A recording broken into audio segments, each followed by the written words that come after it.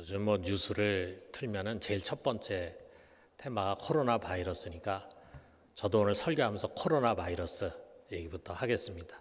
이게 전 세계로 퍼지면서 지난 주일까지만 해도 이 정도가 아니었는데 한 주 사이에 갑자기 이렇게 세계적인 이슈가 됐습니다. WTO에서 국제 공중보건 비상사태를 선포하게 됐어요.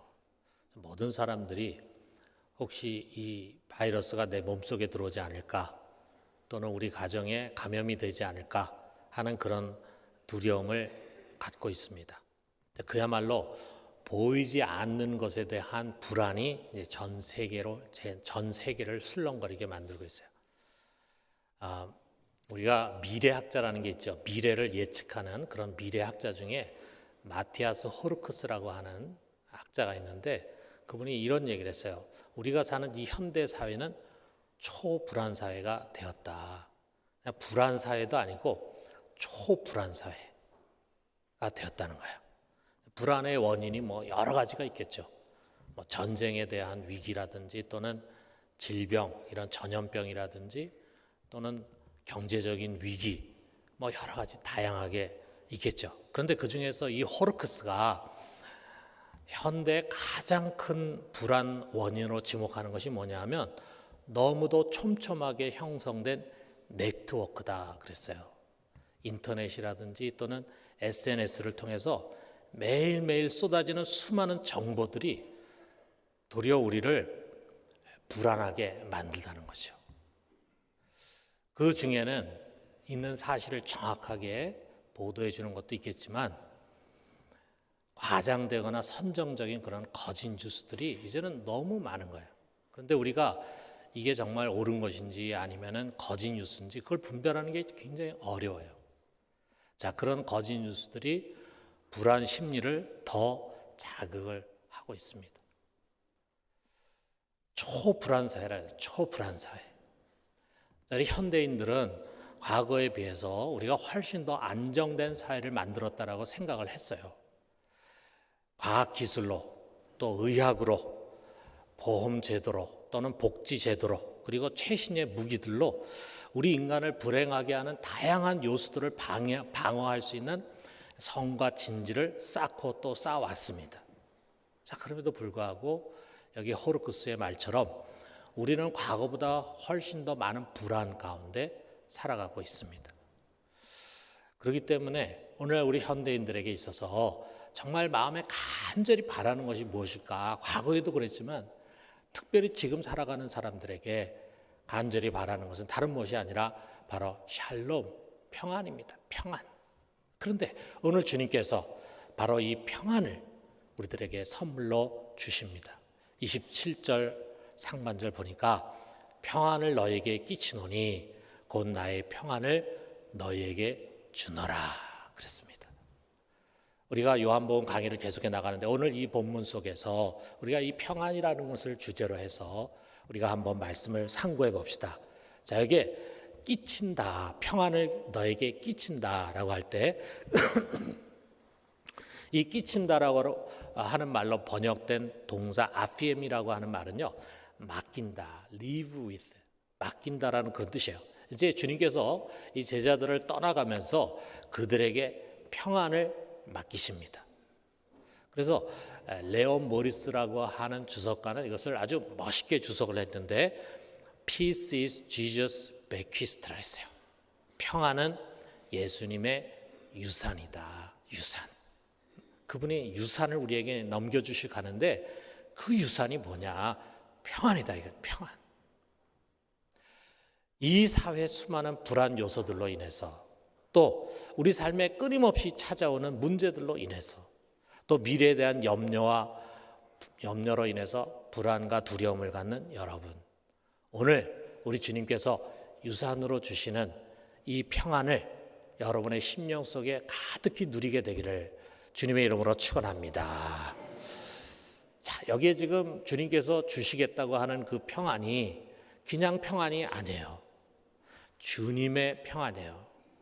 여기 뭐라고 말씀합니까? 곧 나의 평안을 너희에게 주노라 그랬잖아요. 나의 평안. 그냥 평안이 아니고 나의 평안, 주님의 평안입니다. 우리가 이 말을 한번 좀 곰곰이 생각해 봐요. 주님의 평안, 주님이 가지고 누리셨던 평안, 그것은 어떤 평안입니까?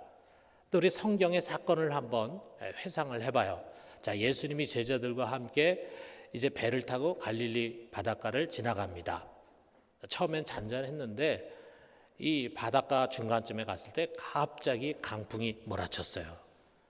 거센 바람과 파도 가운데 배가 막 뒤뚱뒤뚱 거리더니 물이 막 배 안으로 들어옵니다. 그러더니 얼마 뒤에 배에 물이 가득 차게 됐어요. 이제 이 배가 침몰할지도 모릅니다. 자, 이런 상황에서는 누구든지 다 무서워하고 두려워할 수밖에 없잖아요. 자, 제자들은 죽음의 공포 가운데 물도 막 퍼내고 그랬겠죠. 이리 뛰고 저리 뛰고 하다가 도저히 안 될 것 같으니까 주님을 찾아갔는데 그때 마침 주님은 배 후미에서 깊은 잠이 들었습니다. 이 제자들이 주님을 깨우면서 울부짖습니다. 우리가 죽게 된 것을 돌아보지 아니하시나이까. 그러자 주님이 한 점의 두려움도 없이 일어나시더니 광풍을 향해서 꾸짖습니다. 잠잠하라, 고요하라. 그러니까 그 바람이 잠잠해졌어요. 그랬을 때 주님이 제자들을 향해서 또 꾸짖는 말씀을 하십니다. 마가복음 4장 40절에 보니까 어찌 이렇게 무서워하느냐, 너희가 어찌 믿음이 없느냐 말씀하시는 거예요.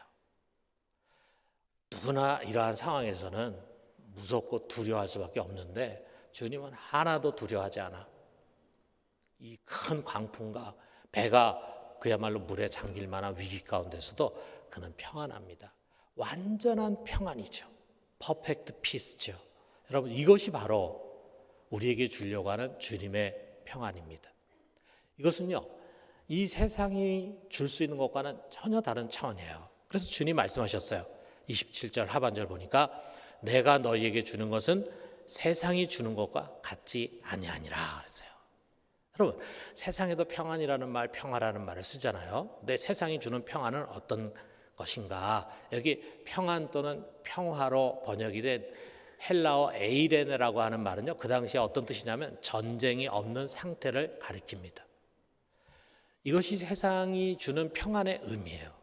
다시 말해서 세상의 평안은요, 불안과 위험 요소가 없는 데서 주어지는 평안이에요. 불안해할 이유도 없고 그 다음에 두려워할 이유도 없는 그런 좋은 환경 속에서 갖는 평안, 그건 평안이라 이거예요. 그래서 전염병도 돌지 않고 전쟁의 위험도 없고 나를 대적하거나 괴롭히는 사람도 없고 또 재물이 풍족해가지고 가난해질 것을 두려워할 이유도 없고 그리고 시험되거나 거침될 만한 것이 없는 그런 환경, 그런 상황 속에서 오는 평안이에요. 그런 상황 속에 있다면 평안하지 않을 사람이 누가 있겠어요? 자, 그렇기 때문에 우리 사람들은요, 누구나 다 평안을 원하잖아요. 평안을 원해. 그래서 그런 문제가 없고 평안한 환경을 갈망하고 그것을 만들려고 애를 씁니다. 그런데 유감스럽게도 그런 환경은요, 얻기는 매우 쉽지만, 얻기는 매우 어렵지만 깨지기는 매우 쉬워요. 우리가 아무 문제 없고 걱정할 것이 없는 그런 환경을 갖는다는 게 얼마나 어렵습니까? 그런데 그것을 가졌다 해도요, 금방 그것이 깨져버립니다. 왜 그렇습니까? 이 세상은 시험과 궁핍으로 가득 찬 광야이기 때문에요. 여러분, 예수님의 평안은 그런 평안이 아닙니다. 여러분, 예수님께서 처했던 환경을 우리가 잘 알잖아요. 평안한 환경이 결코 아닙니다. 누가복음 9장 58절에 보면은 예수께서 이르시되 여우도 굴이 있고 공중의 새도 집이 있을 때 인자는 머리를 둘 곳이 없도다. 짐승도 자기가 거하는 집이 있는데 나는 집 한 칸 없다. 예수님은 아무것도 소유하지 않는, 의지할 만한 재물이 없는 가난한 분이셨어요. 또 그 주위에는 물론 많은 사람들이 몰려왔는데 그를 좋아하고 따르는 사람도 있었지만 그를 이해하지 못하고 그를 비판하는 사람 많이 있었어요. 가족들까지도 그를 이해하지 못했습니다. 더더구나 그 당시에 이스라엘의 신앙의 지도자라고 할 수 있는 바리새인들은요, 예수님의 입에서 나오는 그 말, 그 꼬투리 잡아가지고 예수님을 고소하기 위해서 눈을 부릅뜨고 예수님이 한 말을 귀를 기울여 들었다 이거예요. 저 사람 혹시 무슨 말 실수하지 않을까? 그러면은 그거 가지고 고소해야 되겠다. 이런 생각을 가진 사람들이 주변에 많이 있었다 이거예요. 더더구나 그 나라의 영적 지도자라고 할 수 있는 대제사장과 그리고 장로들은요, 예수님을 잡아서 죽이려고 음모를 꾸미고 있었습니다. 자, 여러분 어떻습니까? 지금 우리 모두가 다 크건 작건 간에 평화를 깨뜨릴 만한 그런 어렵고 힘든 환경을 갖고 있겠지만, 그러나 여러분이 갖고 있는 그 환경이 예수님이 가졌던 환경보다 더 나쁜 환경이라고 생각을 하십니까? 자, 예수님 이런 환경 속에 사셨어요. 이런 수많은 적들 가운데 사셨어요. 가난 가운데 사셨어요. 그럼에도 불구하고 이런 고단한 환경 속에서 예수님은 항상 마음의 평화를 누리셨습니다. 그렇다면 미래는 어떨까? 지금은 힘들지만 조금 지나면은 평안한 환경이 주어질 거야. 우리 그렇게 생각하면은 지금 힘들더라도 마음의 평화를 가지고 소망을 가질 수 있죠. 자, 우리 주님도 조금 뒤에 겪게 될 일을 이제 말씀 속에서 암시해서 주십니다. 29절에 30절 보니까 이제 일이 일어나기 전에 너희에게 말한 것은 일이 일어날 때 너희로 믿게 하려 함이라. 이후에는 내가 너희와 말을 많이 하지 아니하리니 이 세상에 임금이 오겠음이라. 그러나 그는 내게 관계할 것이 없으니. 자, 예수님이 이 말씀 속에서 이 세상 임금이 이제 곧 온다라고 하는 말씀을 주십니다. 자, 세상 임금, 그는 어둠의 왕이에요. 그는 사단이에요. 마귀예요. 그런데 세상 임금이 온다고 하는 것은 이제 어둠의 시간이에요. 마귀가 판치고 어둠의 일이 펼쳐지는 그런 세상이 올 것이라고 하는 그런 말이에요. 자, 그렇다면 어떤 일들이 벌어지는가? 이제 곧 일이 벌어진대. 너희가 일이 벌어질 때 내가 한 말을 믿게 하기 위해서 이 말을 한다 이렇게 말씀하셨는데, 어떤 일이 벌어지는가? 이 어둠의 시대에는 하나님의 아들을 죽이는 것에 모든 것이 집중되어 있습니다. 그래서 이제 조금 뒤면, 몇 시간 뒤면은 가룟 유다가 예수님 배반해서 가룟 유다를 앞세운 유대인들이 예수님을 잡아갈 것입니다. 그를 붙잡아 가지고 대제사장 앞에 데려갈 거예요. 거기서 예수님을 여러 가지 것을 가지고 정죄합니다. 그리고 예수님 그를 미워하는 사람들 속에 둘러싸여 있어 가지고 수많은 조롱을 당하게 될 거예요. 침뱉음을 당하고 욕을 먹고, 그리고 심지어는 손바닥으로 그 뺨을 때리는 일들이 일어날 것입니다. 그런 다음에 유대인들은 예수님을 빌라도 법정으로 데려갈 거예요. 거기서 재판이 열리게 되고, 그리고 거기서 사형 언도를 내리게 되고, 그런 다음에 채찍질을 당하고, 그리고 결국은 십자가를 지고 갈보리산에 올라가서 그 위에서 십자가 처형을 당하게 될 것입니다.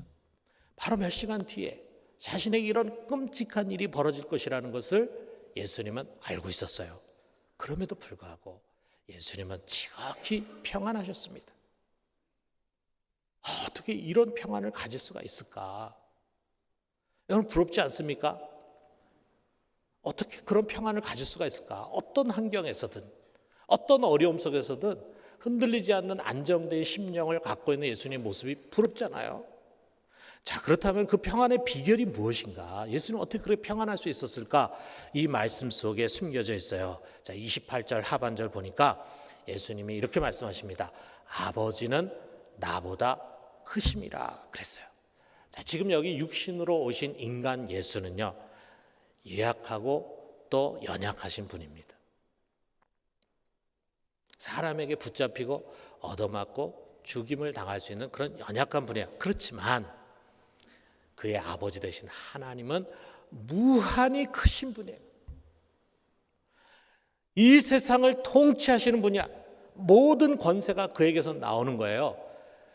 그가 허락하지 않으면은, 그가 죽일 권세를 허락하지 않으면은 유대인이건 빌라도건 결코 예수를 죽일 수 없습니다. 이 크신 하나님, 모든 주권을 갖고 계신 이 하나님을 예수님 항상 신뢰하셨습니다. 또 그 아버지와 주님이 사랑으로 하나로 연관되어 있음을, 묶여져 있음을 말씀하고 계세요. 31절 하반절 보니까 오직 내가 아버지를 사랑하는 것과 아버지께서 명하신 대로 행하는 것을 세상이 알게 하려 함이라. 우리 주님은 아버지를 사랑하고 아버지는 아들을 사랑합니다. 우리 성경 전체 속에서 주님이 그것을 우리에게 가르쳐 주려고 하잖아요. 아버지와 내가 하나다. 사랑 안에서 하나가 돼 있다 이거죠. 그 아버지를 믿고 사랑하고 또 그 아버지의 사랑을 신뢰하기 때문에 주님은 아버지께서 명하신 모든 것을 순종하며 행하십니다. 가라고 하면 가고 오라고 하면 오고 죽으라고 하면 죽는 것입니다. 왜? 그 아버지는 아들에게 무한한 자비와 사랑의 아버지이기 때문에요. 한마디로 우리 주님은 하나님 아버지와 화평과 사랑의 관계입니다. 그렇기 때문에 여러분, 히브리어로 이 평안을 가리키는 샬롬이라고 하는 말은요, 헬라어처럼 단순히 전쟁이 없거나 또는 가난과 질병이 없는 수동적인 상태가 아니에요. 보다 적극적으로 하나님과의 화평한 관계, 사랑으로 하나 된 관계에서 오는 평안이에요. 여러분, 누구든지 예수 그리스도를 믿으면 하나님과 화평하게 되고 은혜를 입은 사람이 될 것입니다. 그러면 그는 아무것도 두려워할 필요가 없는 샬롬의 사람이 될 것입니다. 여러분, 이것이 바로 주님의 평안이에요. 이것이 주님께서 어떠한 환경과 상황에서도 평안을 누릴 수 있었던 비결이에요. 자기 자신이 아니라 하나님 아버지에 대한 신뢰. 그는 그 무엇도 그 누구도 두려워하지 않았습니다. 왜? 아버지를 믿었기 때문이라 이거죠. 자, 우리 승객을 가득 실은 배가 바다를 항해하고 있는데 그만 바다 한가운데서 폭풍을 만났어요. 그래가지고 막 배가 뒤뚱거리고 그리고 이제 막 배에 물이 들어오고 막 난리가 납니다. 그 안에 있는 승객들은 다 두려워하겠죠. 무서워하고 있는데 유독 한 아이가 전혀 무서워하잖아요. 그 아이 같으면 벌써 더 무서워할 텐데, 어른보다 더 무서워할 텐데 아무 두려움이 없이 평안한 모습을 갖고 있어. 그래서 옆에 있는 어른이 아주 기특해가지고 소년에게 물었습니다. 너는 무섭지도 않니?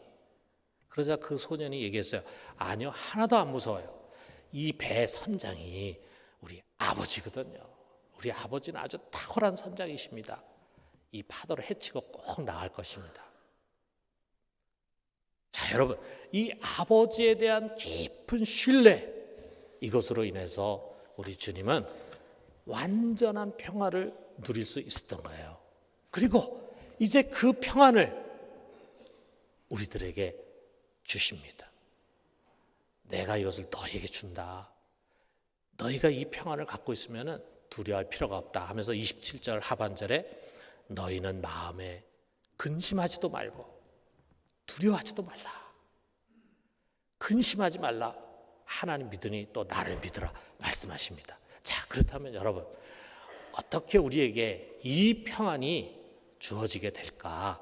어떻게 주어지게 될까? 어떻게 주님께서 나의 평안을 너에게 준다 말씀하시는데 어떻게 주어질까? 그 열쇠가 바로 보혜사 성령에게 있어요.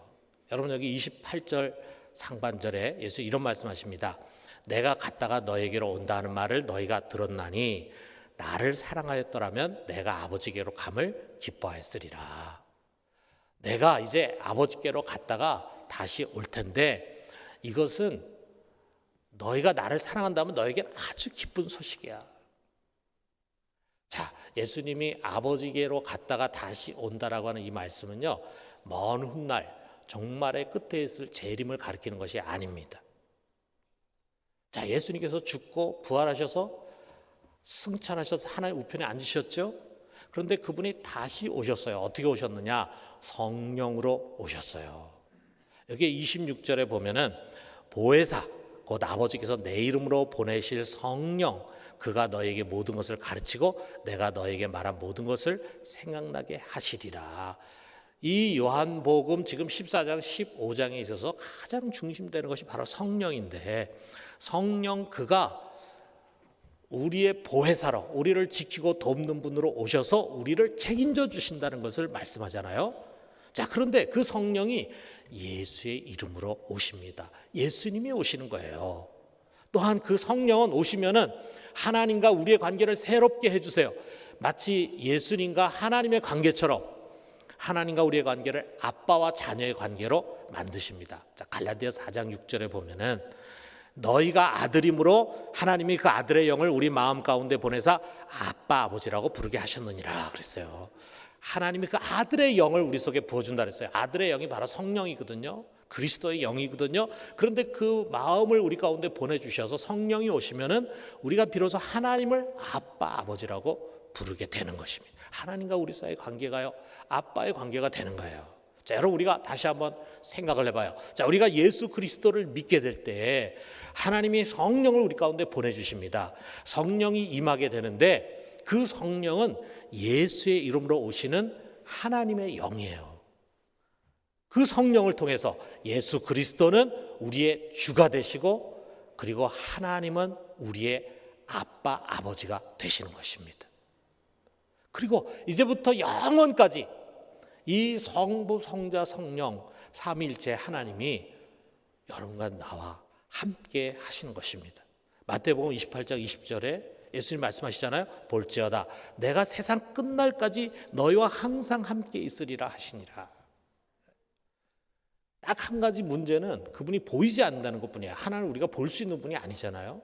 보이지 않기 때문에 우리가 종종 믿지 못합니다. 그렇지만 우리 하나님 말씀에 의지해서 이 약속을 붙들 때 성령으로 오신 우리 하나님, 성령으로 오신 예수님이 우리 안에 지금부터 세상 끝날까지 영원히 함께 하신다. 이것을 우리가 믿음으로 아멘하는 것이라 이거죠. 여러분, 바로 이것입니다. 여러분, 우리 주님은요, 우리에게 거짓 평안을 약속하지 않는 거예요. 두려움 주는 것을 내게서 다 제거해 버리겠다. 너의 문제 다 해결해 줄게. 너는 아무런 고민 없는 환경 속에서 살게 될 거야. 거기서 평안을 누려. 지금 이 약속을 주시는 것이 아닙니다. 여러분, 우리 예수를 잘 믿어도요, 어려운 환경을 가질 수 있어요. 우리에게 시험되는 일들이 찾아올 수 있어요. 우리에게 시련이 찾아올 수 있어요. 우리가 한번 생각해 보세요. 여러분, 2000년 기독교 역사 속에서 가장 순전하고 가장 헌신적이고 깊고 성령 충만한 믿음을 가졌던 사람들이 어떤 사람들입니까? 초대교회 성도들이잖아요. 자, 그런데 그 초대교회 성도들의 삶의 환경이 어땠습니까? 그들은 많은 고난과 박해를 받았어요. 심지어 그들 중에는 마지막에 순교를 당한 자들도 많이 있습니다. 자, 주님께서 우리에게 주시려고 하는 것은 아무 고민할 필요가 없고 불안하거나 두려워할 필요가 없는 그런 좋은 환경이 아닙니다. 그분이 우리에게 주시고자 하는 것은 바로 보혜사 성령이세요. 그가 모든 평안의 근원이십니다. 그를 통해서 삼위일체 하나님이 우리와 함께 하십니다. 그 하나님이 여러분과 나의 방패가 되시고 우리의 산성이 되시고 우리를 보호하시는 목자가 되시는 것입니다. 여러분, 이 온 우주를 만드신 성부, 성자, 성령 삼위일체 하나님이 여기에 우리 가운데 오셔서 나의 편이 되신다고 할 때 우리가 무엇을 두려워하겠습니까? 우리가 정말 그를 신뢰한다면 이 세상이 흔들려도 우리는 두려워하지 않을 것입니다. 나쁜 소식에 놀라지 않을 것입니다. 우리 일상의 파도에 일희일비하지 않을 것입니다. 두려움 때문에 나를 보호한다는 명목으로 신앙 양심을 저버리는 그런 일을 우리는 결단코 하지 않을 것입니다. 우린 미래도 염려하지 않을 것입니다. 미래에 무슨 일이 일어날지 아무도 몰라요. 좋은 일만 오지 않을 거예요. 우리가 생각지 못한 고난도 찾아올 수도 있어요. 우리 모두는 나이가 들수록 점점 늙어질 것입니다. 힘이 없어질 것입니다. 약해질 것입니다. 외로워질 것입니다. 그러나 그런 모든 과정도 우리는 두려워하지 않습니다. 아니, 마지막에 결국 죽음 앞에 서게 되겠지만 우린 그 죽음 앞에 선다 할지라도 우리들의 마음은 평안과 소망으로 가득 차게 될 것입니다. 왜? 삼위일체 하나님이 우리 가운데 계시기 때문이에요. 우리보다 크신 하나님 아버지, 그리고 우리를 세상 끝날까지 우리와 함께 하신다고 약속하신 주 예수 그리스도, 그리고 우리 가운데 임재하셔서 우리를 가르치시고 보호하시고 인도하시는 보혜사 성령, 이 삼위일체 하나님, 여러분 떠나지 않고 항상 함께하고 계심을 여러분 의심하지 말고 믿으시기 바랍니다. 그 삼위일체 하나님은 여러분과 나에게 일어나고 있는 모든 다양한 일들, 그 모든 것이 합력해서 결국은 선을 이루도록 해주실 것입니다. 여러분 조금만 기다리면은 하나님이 이런 깊은 뜻이 있었구나, 박수를 치면서 그분께 찬양과 영광을 돌리게 될 것입니다. 그러므로 사랑하는 성도 여러분, 빌보 4장 6절에서 7절에 주신 말씀처럼 아무것도 염려하지 마라. 아무것도 염려하지 마라. 주님께서 이렇게 명하셨어요. 넌 아무것도 염려하지 마라. 여러분 속에 지금 담겨져 있는 모든 불안과 두려움과 염려와 근심, 이 시간에 그 말씀을 받아들이면서 하나님 앞에 내놔요. 그분이 책임져 주십니다. 그분이 책임지겠다고 약속하셨습니다. 어떤 일을 만나든지 그의 선하신 뜻을 신뢰하고 감사합시다. 그리고 주님께 나아가서 기도와 간구로 우리 구할 것을 그분께 아뢰요. 그리하면 모든 지각에 뛰어난 우리 하나님의 평강이 예수 그리스도 안에서 우리의 마음과 생각을 지켜주실 것입니다. 어떤 환경에서든지 어떤 큰 광풍 가운데서든지 우리는 안정된 심령을 지키고 그것을 뚫고 나갈 수 있을 것입니다. 여러분, 이 평안을 올 한 해 동안 누리게 되기를 주님의 이름으로 축원합니다.